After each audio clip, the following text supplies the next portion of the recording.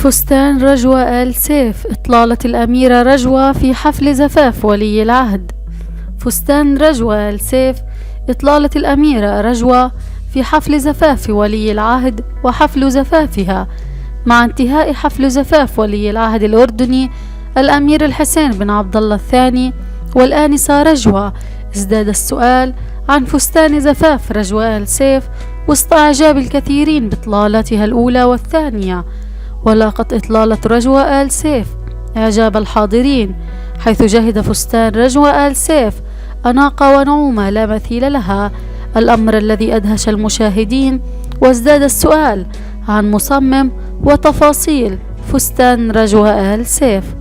ووصلت الآنسة رجوة إلى حفل زفاف ولي العهد الأمير حسين بن عبد الله الثاني برفقة الأمير هاشم وبصحبة الأميرة سلمى والأميرة إيمان إلى قصر زهران.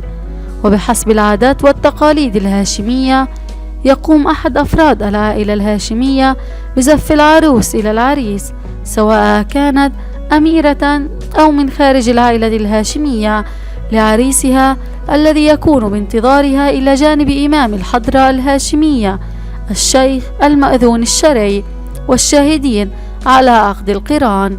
وتابعت الأميرة رجوة الدخول إلى شرفة قصر زهران لمتابعة مراسم كتب الكتاب، حيث استقبل الحضور الآنسة رجوة آل سيف في شرفة القصر وسط انبهار بإطلالة رجوة آل سيف والأمير حسين بن عبد الله. طلت الأميرة رجوة آل سيف في حفل زفافها بفستان ناسع البياض، وخطفت الأنظار بإطلالة جمعت بين العصرية والفخامة. وكانت قد كثرت التوقعات حول فستان زفاف الأميرة رجوة آل سيف وحول إطلالة الأميرة رجوة الحسين. انتشرت التوقعات حول هوية مصمم فستان رجوة آل سيف، حيث أطلت بفستان زفاف الأول مخصص لعقد القران كتب الكتاب، والآخر لمراسم زفاف الأمير الحسين بن عبد الله، والذي حضره الكثير من الشخصيات المهمة من الدول العربية والعالمية. أطلت الأميرة رجوة آل سيف بفستان زفافها الأول، وكان بسيطا وأنيقا بقصة ضيقة تتسع مع ذيل الفستان وأكمام طويلة وطرحة مطرزة بشكل أنيق.